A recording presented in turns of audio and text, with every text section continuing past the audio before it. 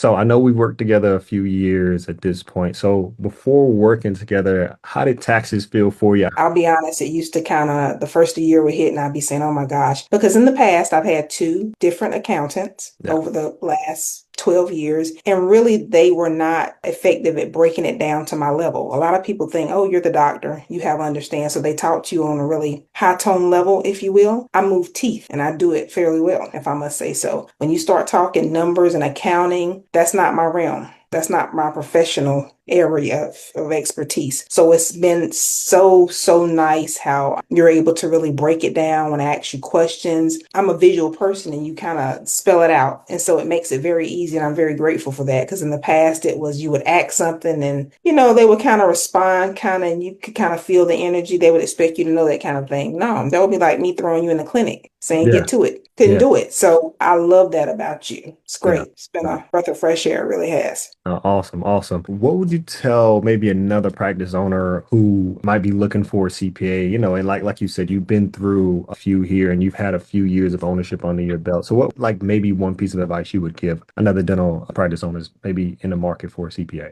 Yeah, yeah.